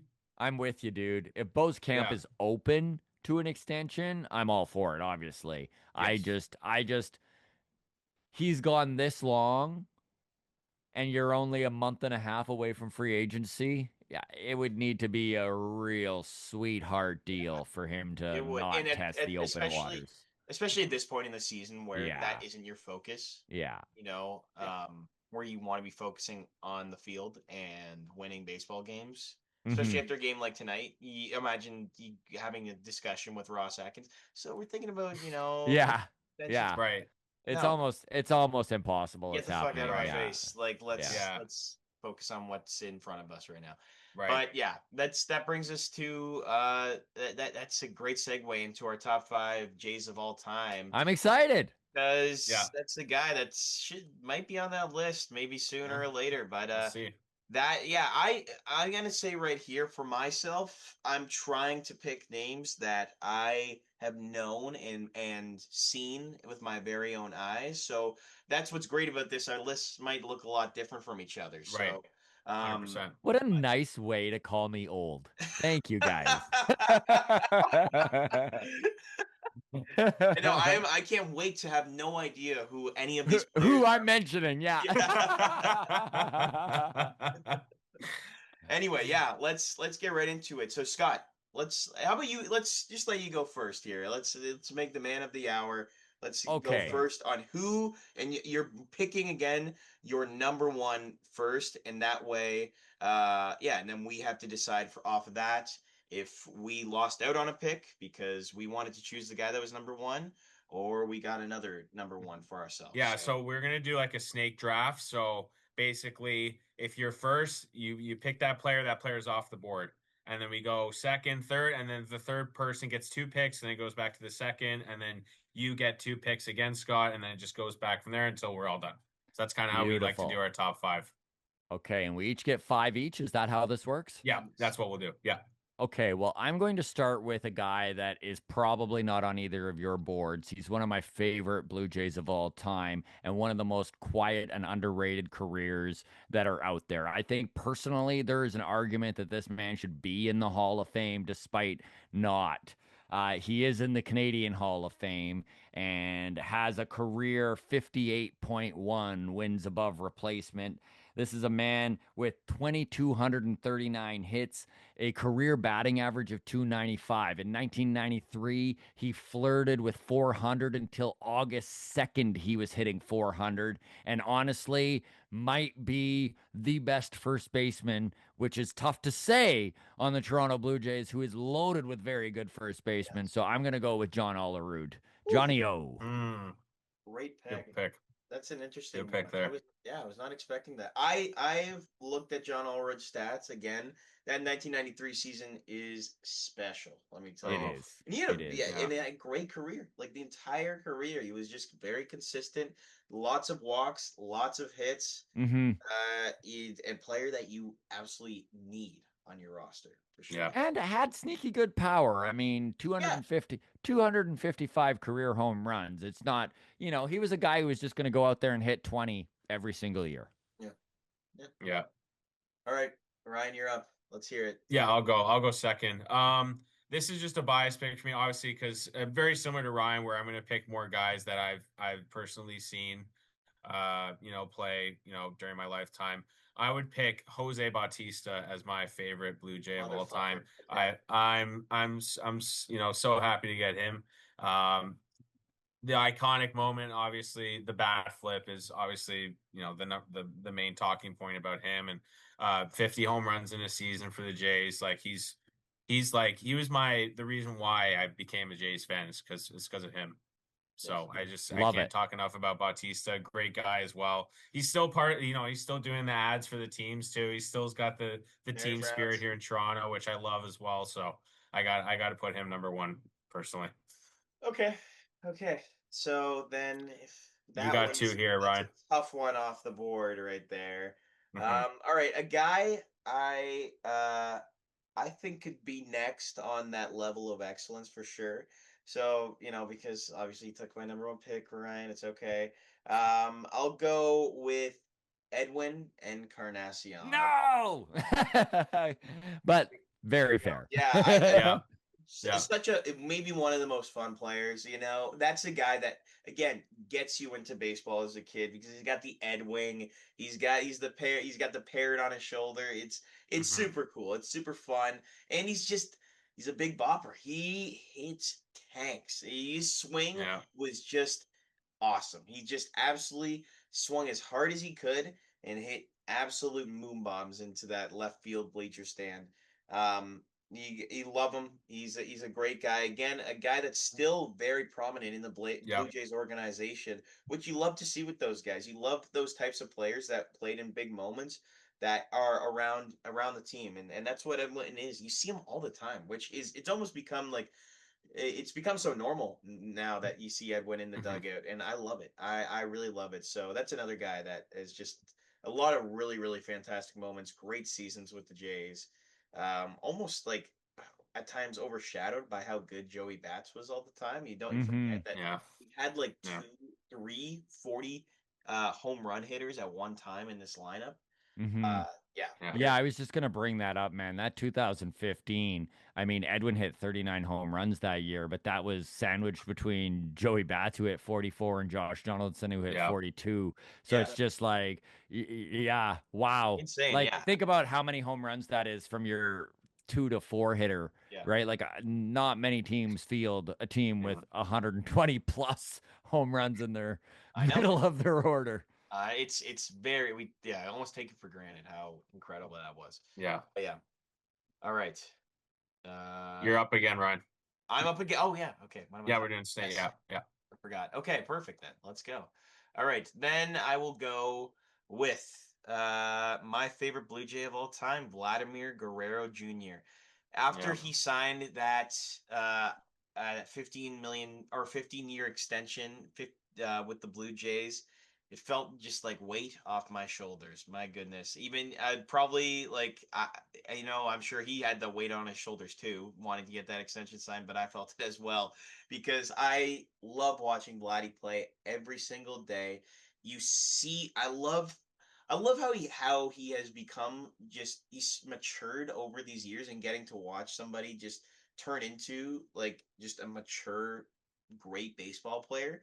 You see last night, hyping Jeff Hoffman up in that ninth inning after he's had his struggles, That's a guy that's you want on your team at all times. He's a personable guy who's always talking to fans, always supportive, and he just loves the city. And it's great to have this guy representing our team and the Toronto Blue Jays, representing our country, representing the city. I can't get enough of him, and that swing is one of the most beautiful swings in all of baseball. So Hear, hear. I think that guy is special, and he's going to continue to be special. And I don't even think he's peaked as a player yet. He's still so young, and we've had him forever. So it's great that this guy's going to be a Blue Jay for life. Hell yeah. Yeah. Yeah. Everything about that's fantastic. Thank you. Okay.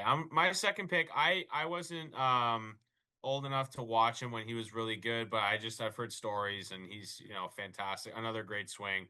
I'm gonna go with Carlos Delgado as my Nice. second pick, and I just, another very similar to Joey Bats and Encarnacion. He just hit bombs.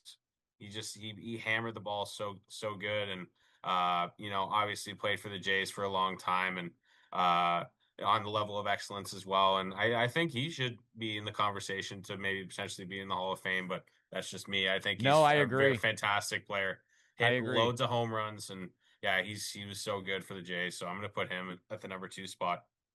Okay, so my number 2 guy is who the walk-off is named after, and obviously one of the most iconic home runs in this organization's history. Joe Carter to win the Mm. World Series in Game 6 against the Philadelphia Phillies to go back to back. I mean, there isn't a more iconic call than touch 'em all, Joe. You'll never have a bigger home run than this.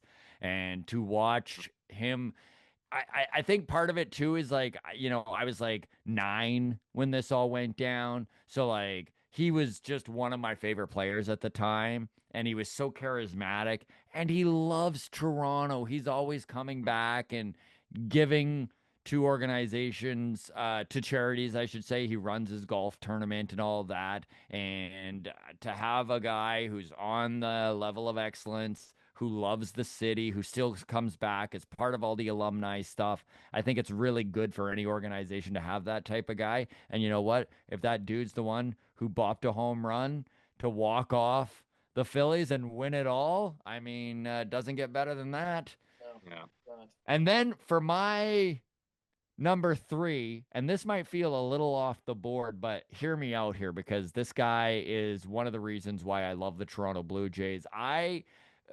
Carlos Delgado and Sean Green were my Bo Bichette and Vladdy Guerrero when I was a teen. Like they were unreal. That 1998 Blue Jays team might have been the best Blue Jays team that never won. They were so dang good. Sean Green that year stole 35 bases. He hit 35 dingers. He was an incredible arm in right field, leading the league in outfield assists. The guy, year after year after year, put up numbers. And when he finally left, I think it was 2001, he wound up, the Blue Jays traded him to the LA Dodgers.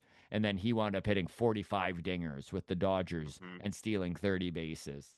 And I mean, he left because the Blue Jays just weren't going to sign both Delgado and Yeah. Green.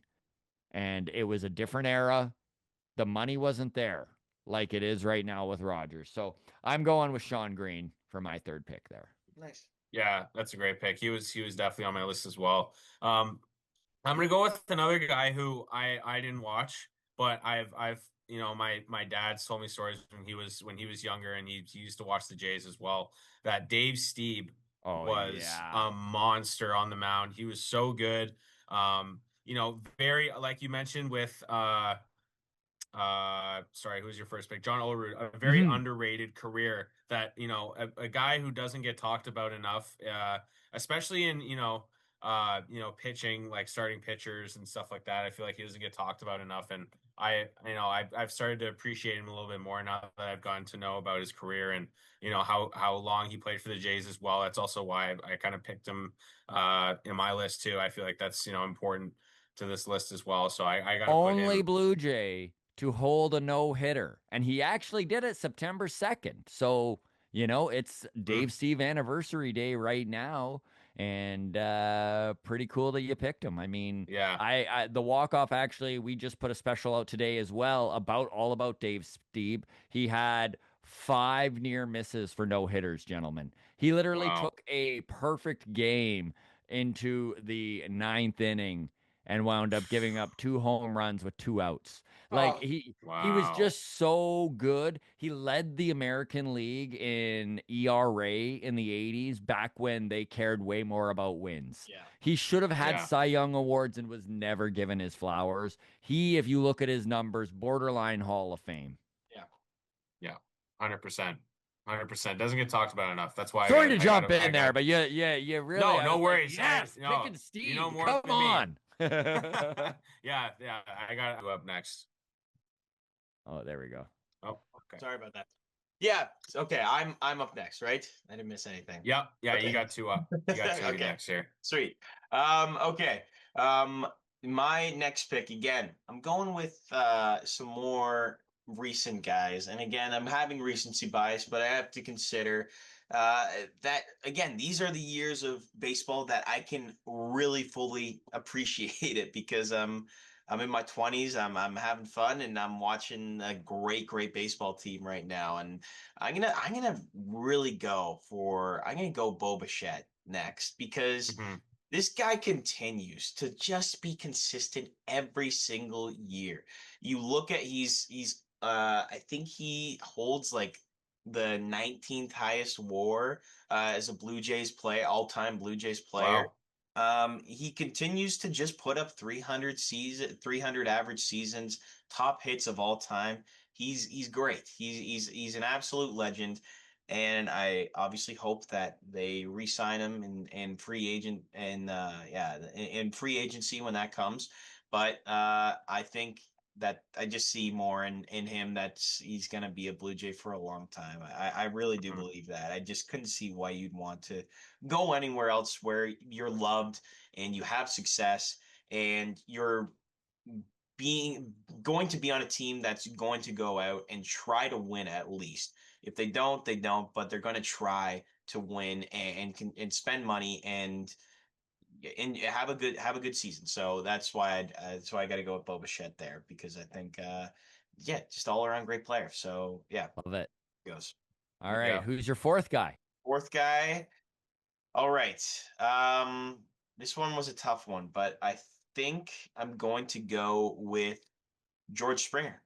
I'm gonna go with Wow. yeah. Ooh. It's an interesting one. Wow. Again, I'm thinking of guys. I'm trying to think of guys that have been here for a while and mostly been consistent for the time that they're here. Last year was not great. We know that. We can all agree that Mhm. George and he could. I bet you he'd be the first one to tell you Oh that yeah, For terrible sure. season that he had, and he wanted to improve. But my gosh, the turnaround has been insane. He could forget about that season last year with the numbers that he's putting up this year. He is a dog. He's an uncle. That's what he is. That's the name around town. He's Unc. That's his name, George Springer. That's what the kids are calling him. hmm So Scott, I don't know if you get that reference. That means that he's old. So yeah. Thank you for breaking that down for me. yeah, so no, George Springer, it's been great to have him. I'm happy that we get to have him for another year. Hopefully even if he just puts up again like 270 next year, something like Yeah, that. Like an average like that, that's great. 270, 25 home runs. That you can't ask for more from him and what he's been. And again, he's a leader. He's a leader on this team. You see the way he is with players and the rest of the as member of this organization. He's a dog. So that's all I can say about him. Number four, George Springer. it's a great Yeah. pick. Yeah. Yeah. Yeah. Yeah. Fantastic. I'm gonna go with an fairly recent guy. 100% one of the best pitchers of all time for sure. Legend for the Jays. Won a Cy Young here. I'm gonna go with Roy Halladay. Rest in peace. Yeah. Been here for so long. I wasn't obviously, old enough to, watch him, but there was definitely, talks about him in the news when I was younger about him being so good for the Jays. And obviously when he went to the Phillies, he was, maybe his best season in '08 with them when they won the World Series. So I think I gotta put him on the list and obviously out of respect for him and I think he's one. I think how many players are in the Hall of Fame from the Jays? I think there's Just Roy. I Just mean, Roy. there's lots of guys who played for the Jays, but who was inducted as a Blue Jay, just Roy. Mhm. Yeah. So I'm gonna put him on my list as the only Jays Hall of Famer. So put him at number 4. Well, good on you, Ryan, because you stole my pick, but I like it because I can go a little bit more obscure. And again, For going sure. back to that 1998 team, this is a dude who stole 51 bases that year. He was the leadoff hitter for this Blue Jays team for more than half of a decade, a mainstay up until the mid 2000s. Shannon Stewart is one of the more Hmm. underrated guys to have put on a Blue Jays uniform, in my opinion. I mean, he has a career batting average of 297. And my God, when that dude was on base, he was chaos, boys. If you didn't get a chance to see him, YouTube some shit because Shannon Stewart was a chaos maker. Nobody took 90 feet like Shannon Stewart took an extra 90 feet. He went first to third. He would go second to home. You didn't pay Wow. attention to him, he would be from first base to third base. He'd steal 2 bases back to back and be in scoring position before an at bat was over. Just a real joy to watch. Shannon Stewart for Hmm. number 4. And then for number 5, I'm going to go with a guy who honestly, I don't like him as much now because I know too much. I'm well aware of all the steroid stuff and the scandals and stuff like that, and the fact that he never really came clean about it. But at the time in 97 and in 98, this guy won back to back Cy Young Awards for the Toronto Blue Jays. He was a dude who was dominant in Boston. Boston moved off of him thinking that he was done career wise, and then he wound up going on and being one of the most dominant pitchers for the next 10 years. Roger Clemens, one of the top Blue Jays of all time to get on the mound. Yeah. Yeah. 100%. Yeah. Great pick there. I'm gonna go. You know what? I'm gonna do it. I don't care. I'm gonna do Josh Donaldson at number 5. Damn it. Yeah. I have to. I have to because that's like that's what he got me into. Being a Jays fan in 2015. Like when I really started to pay attention to this team, and the MVP season was just electric. The bringer of rain, like that nickname is just It's incredible. forever. And boys, there's Oh only ever been 2 MVPs yeah. on this Toronto Blue Jays organization. And the one before Donaldson was way back in 1987 with George Bell. So for like a whole Yeah. new generation, all of a sudden there was this stud who put the team on his back and literally hauled them into the ALCS after missing the playoffs for 22 years. Nobody should look twice at you drafting Josh Donaldson, in Oh, my opinion. he was so good that 2015 and 20 those 2 years. He was so good, so impactful to that team when they made that run when they made those 2 deep runs into the playoffs. Oh, it's just so much fun, that team. I just can't. It I was the gotta mention best. Josh. Yeah. I know. I gotta put him on the list. So I got him at number 5. All right, Ryan, bring us home, brother. Who do you have? What's filling out Okay. this list?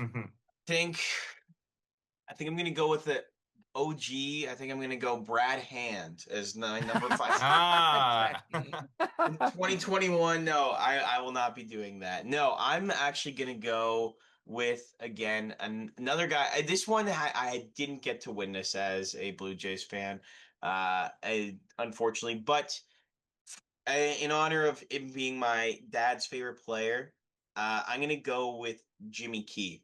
And Love it. yes. So I've seen some of the videos. I know he was one of the best to ever do it. To toe the slab on the mound. It was from what I hear, again, a guy that pitched in the playoffs and just put up again consistency like all around. That's what you see in these great Blue Jays pitchers that played back in the day and was just consistency. And that's like guys like Dave Steve, who's putting up 35 starts per season, which you never see anymore. Jimmy No. Key, the same way. Pat Henkin.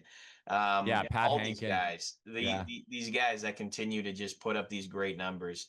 Love Jimmy Key. Might be the best left-handed pitcher to ever play for the Blue Jays, too. Yeah. Hmm. Yeah, so I'm gonna put him at number 5. Yeah, you look at that one season where he came second in Cy Young, 1987.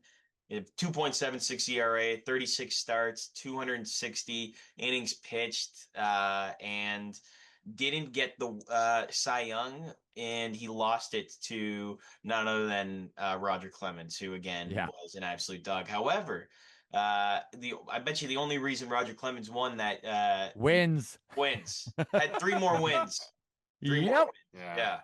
But yeah, anyway, that's a guy that again was all around just a great player for the Blue Jays. Won that 90, it won with them in 1992, and then unfortunately went to the Yankees. But we don't talk about that. It's okay.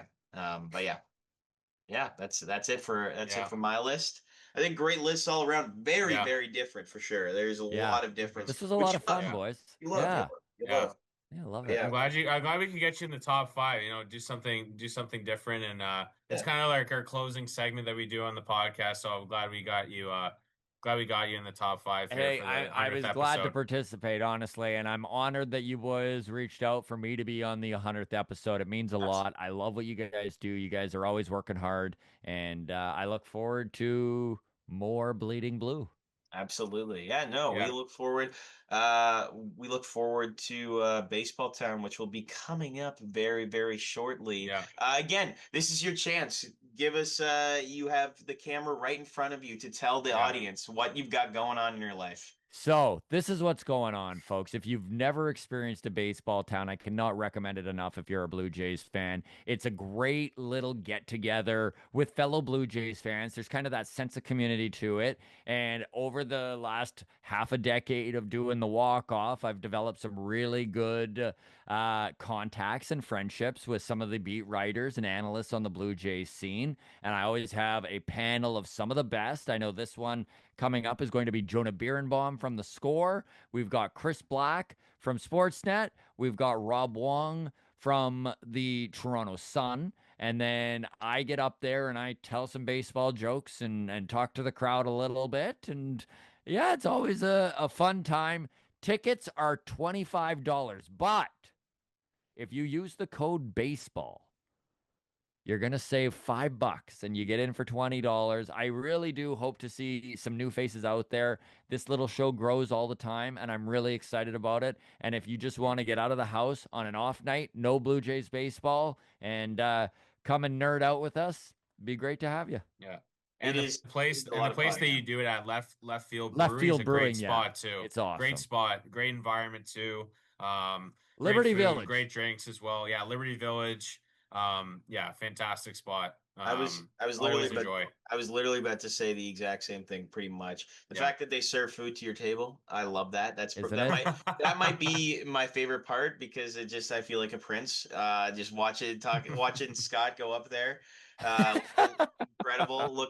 Incredible as he does. It's honestly so much fun. So again, make sure to get out there and go to Baseball Today.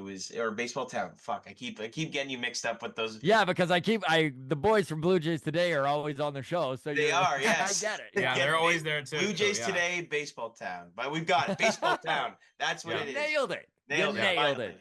All right. Anyway, thanks again, Scott. We appreciate it so much that you're on here for the 100th episode. Couldn't have asked for a better guest. And hope to be seeing you soon. We'd love to have you on again. But can't wait, boys. Cheers.